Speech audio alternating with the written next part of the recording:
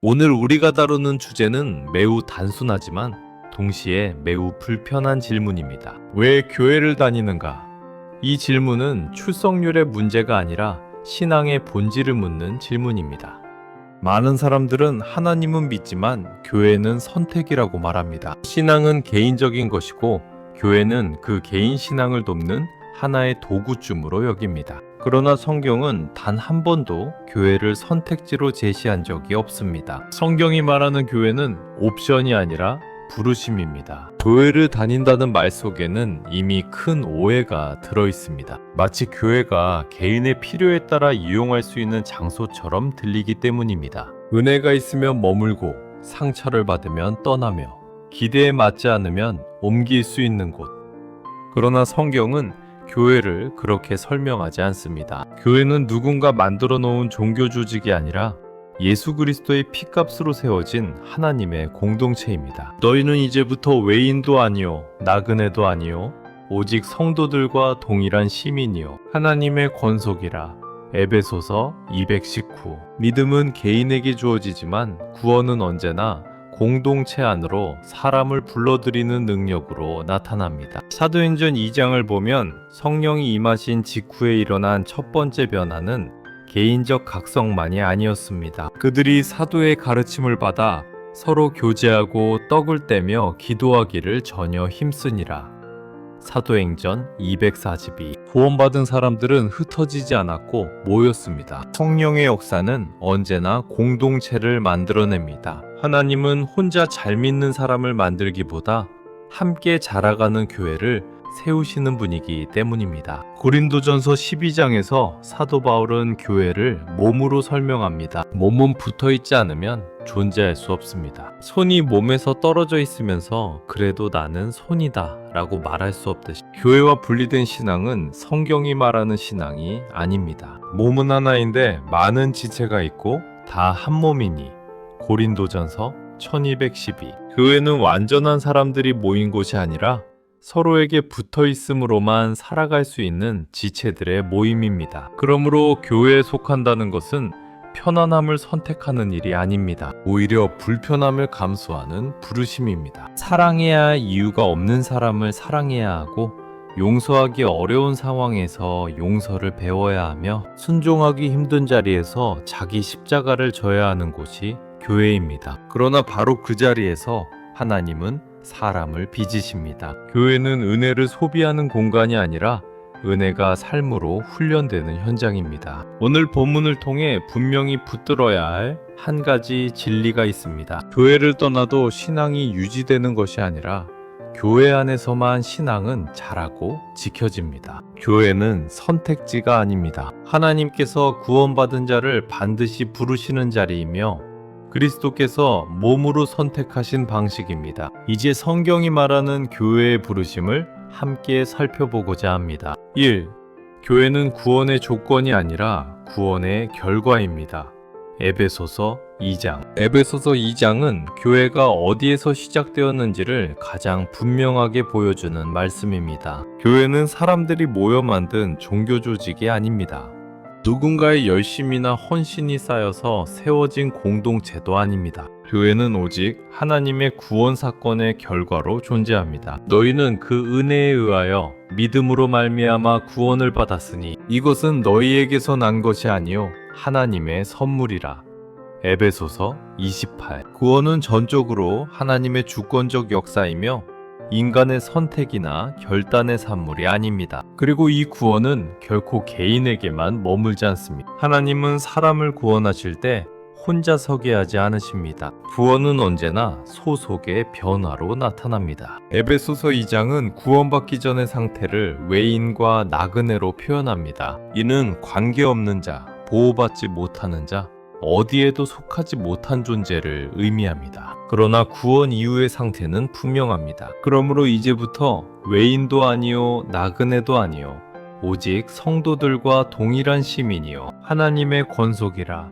에베소서 219. 시민권이 바뀌었고 가족이 되었습니다. 이 변화는 단순한 신분 선언이 아니라 실제 삶의 자리에서 드러나야 할 현실입니다. 그 현실이 바로 교회입니다. 많은 사람들이 교회를 구원의 조건처럼 오해합니다. 잘 다녀야 구원받는 것처럼 생각하거나 반대로 구원은 받았으니 교회는 선택이라고 말합니다. 그러나 성경은 어느 쪽도 말하지 않습니다. 교회는 구원의 조건도 아니고 개인의 취향도 아닙니다. 교회는 구원받은 자에게 반드시 따라오는 결과입니다. 구원은 개인의 영혼을 살리는 사건이지만 동시에 그 사람을 공동체 안으로 불러들이는 능력입니다. 하나님은 홀로 믿는 성도를 만들지 않으십니다. 에베소서 2장은 교회를 사도들과 선지자들의 터 위에 세우심을 입은 자라고 말합니다. 교회는 이미 기초가 놓여 있는 집입니다. 그 기초는 예수 그리스도이십니다. 그리고 성도들은 그 위에 하나씩 놓여지는 돌들입니다. 교회 안에서 건물마다 서로 연결하여 주 안에서 성전이 되어가고,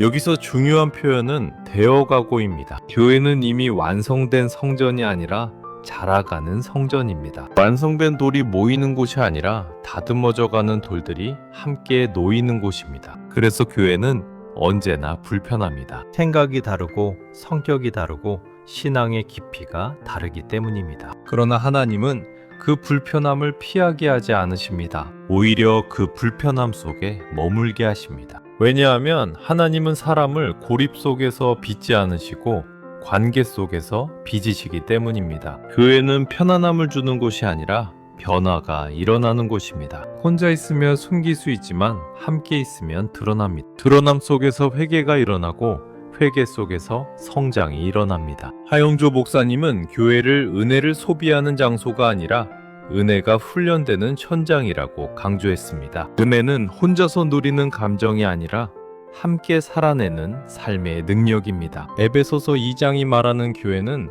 감동적인 예배만 드리는 곳이 아닙니다. 서로 연결되어 함께 지어져가는 자리입니다. 너희도 성령 안에서 하나님이 거하실 처소가 되기 위하여 함께 지어져 가느니라. 함께라는 말은 교회의 본질입니다. 교회는 이상적인 사람들의 모임이 아닙니다. 구원받았지만 여전히 연약한 사람들이 모인 곳입니다. 그렇기에 교회 안에는 상처도 있고 갈등도 있습니다. 그러나 그것은 교회가 실패했다는 증거가 아니라 교회가 살아있다는 증거입니다. 하나님은 그 자리에서 사람을 다루십니다. 교회를 떠나면 불편함은 줄어들 수 있지만 성장은 멈춥니다. 왜냐하면 하나님은 교회를 통해 사람을 자라게 하시기 때문입니다. 에베소서 2장은 분명히 말합니다. 교회는 인간의 선택이 아닙니다. 구원받은 자에게 주어진 하나님의 부르심입니다. 교회를 거부하는 것은 단순히 제도를 거부하는 일이 아니라 하나님께서 정하신 구원의 질서를 벗어나는 일입니다. 교회는 구원의 조건이 아닙니다.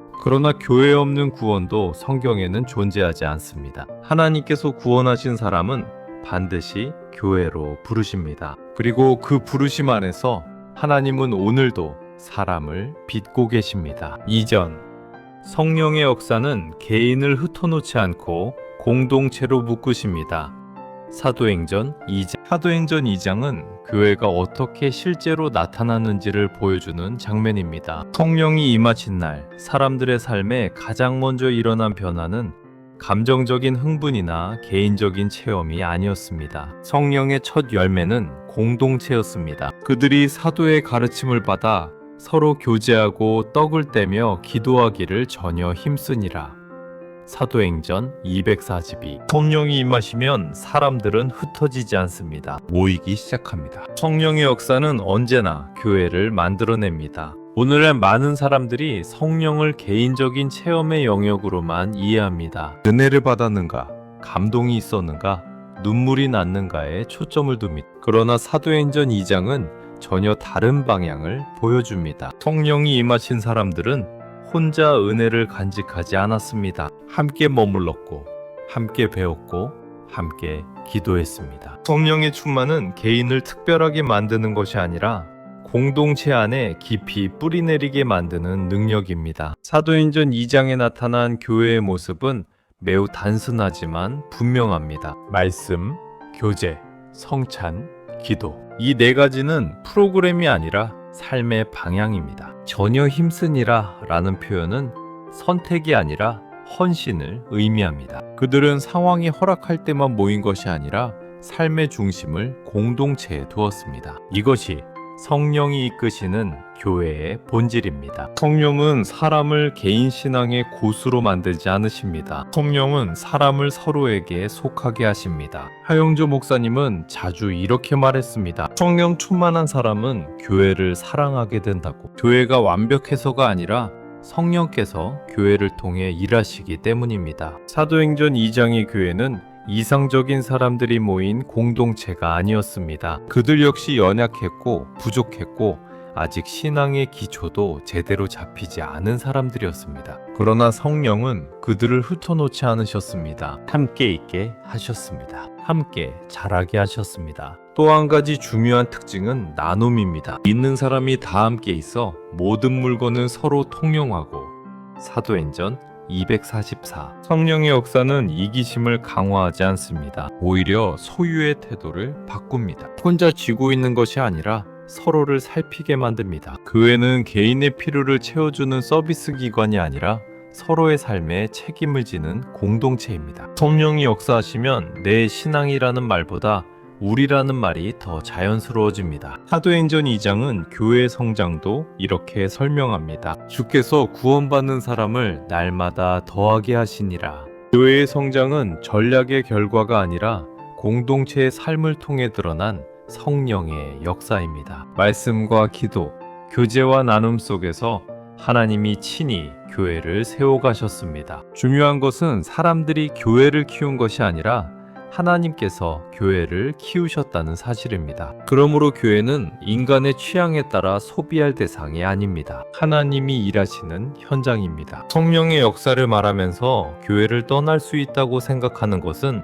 사도행전의 흐름과 맞지 않습니다. 성령은 언제나 교회 안에서 역사하십니다. 물론 교회는 불완전합니다. 실망스러운 순간도 있습니다. 그러나 성령은 그 불완전함을 이유로 교회를 버리게 하지 않으십니다. 오히려 그 자리에서 사랑을 배우게 하시고 인내를 훈련하게 하시며 순종을 가르치십니다. 교회를 떠나면 상처는 피할 수 있을지 모르지만 성령께서 빚으시는 성숙은 경험할 수 없습니다. 사도행전 2장은 분명히 증언합니다. 성령의 충만은 개인적인 만족으로 끝나지 않습니다. 반드시 공동체적 헌신으로 이어집니다. 교회는 성령을 체험한 사람들이 자연스럽게 머무르게 되는 자리입니다. 선택해서 들어가는 곳이 아니라 성령께서 이끄셔서 머물게 하시는 자리입니다. 그러므로 교회는 선택지가 아닙니다. 성령께서 구원받은 자를 묶어두시는 하나님의 부르심입니다. 3. 교회는 두터 있어야만 살아있는 몸입니다. 고린도전서 12장. 고린도전서 12장은 교회를 설명하는 가장 분명한 비유를 제시합니다. 교회는 단체도 아니고 조직도 아닙니다. 성경은 교회를 몸이라고 부릅니다. 몸은 하나인데 많은 지체가 있고 몸의 지체가 많으나 한 몸인과 같이 그리스도도 그러하니 라고 린도전서 1210시. 이 비유는 매우 단순하면서도 강력합니다. 몸은 붙어있을 때만 생명이 유지됩니다. 지체가 몸에서 떨어지는 순간 기능은 멈춥니다. 생명은 흘러가지 않습니다. 교회에 속한다는 말은 단순히 출석한다는 의미가 아니라 생명의 흐름 안에 붙어있다는 뜻입니다. 사도 바울은 고린도 교회의 문제를 매우 정확하게 보고 있었습니다. 그들은 은사가 많았고 열심도 있었지만 서로를 비교하며 분리하고 있었습니다. 그래서 바울은 말합니다. 눈이 손더러 쓸데없다 할 수 없고 머리가 발더러 필요 없다 할 수 없다고.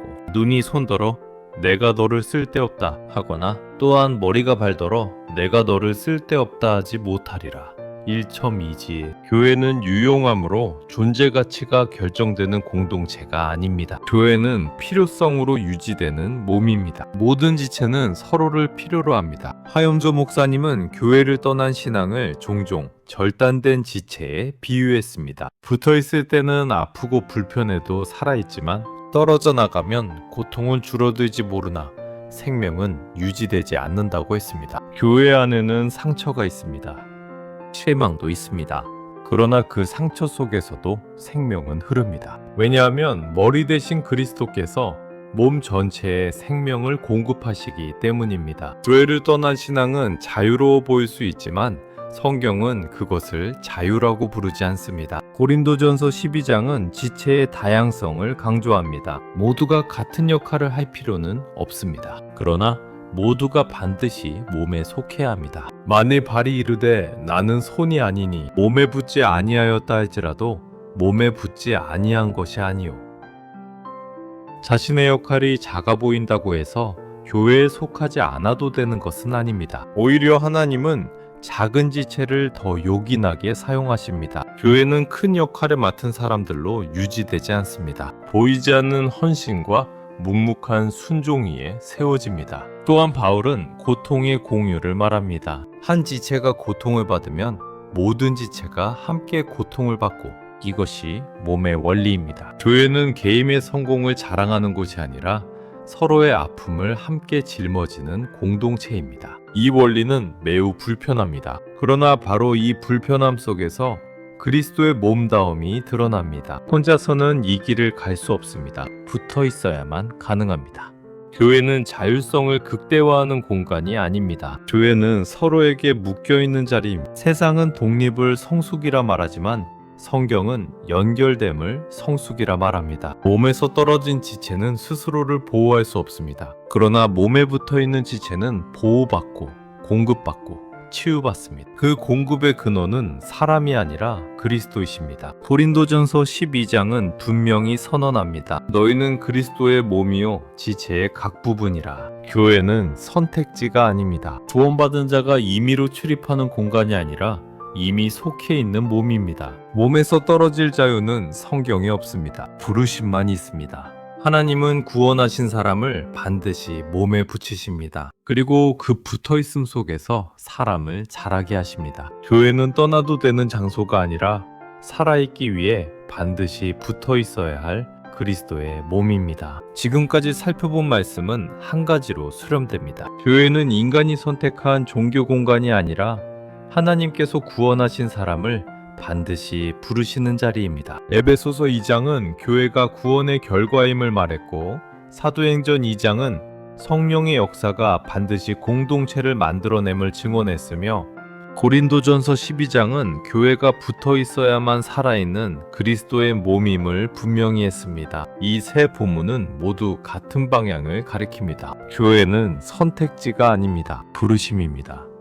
오늘날 많은 사람들이 교회를 평가합니다. 편한가, 은혜가 되는가, 나에게 맞는가를 묻습니다. 그러나 성경은 묻지 않습니다. 대신 이렇게 묻습니다. 어디에 붙어 있는가? 신앙은 감정으로 유지되지 않습니다. 신앙은 관계 안에서 자랍니다. 교회를 떠나면 불편함은 줄어들 수 있지만 하나님께서 의도하신 성장은 멈춥니다. 하나님은 사람을 혼자 빚지 않으시고 몸 안에서 빚으시기 때문입니다. 교회는 완전하지 않습니다.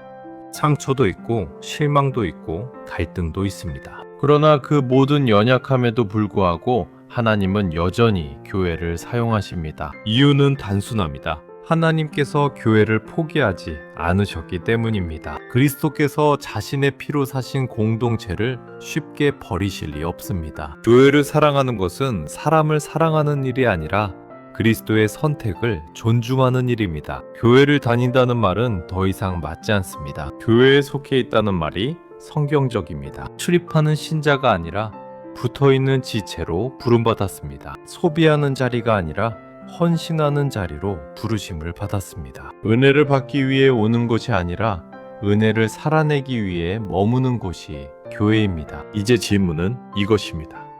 교회를 떠날 수 있는가가 아니라 부르심 앞에 어떻게 응답할 것인가입니다. 하나님은 오늘도 구원받은 자를 교회로 부르십니다. 그 부르심 안에 생명이 있고 보호가 있고 성장이 있습니다. 교회는 선택지가 아닙니다. 그리스도께서 몸으로 택하신 방식이며 성령께서 지금도 사람을 묶고 계시는 하나님의 부르심입니다. 그 부르심 앞에 순종으로 서는 것이 참된 신앙의 자리입니다.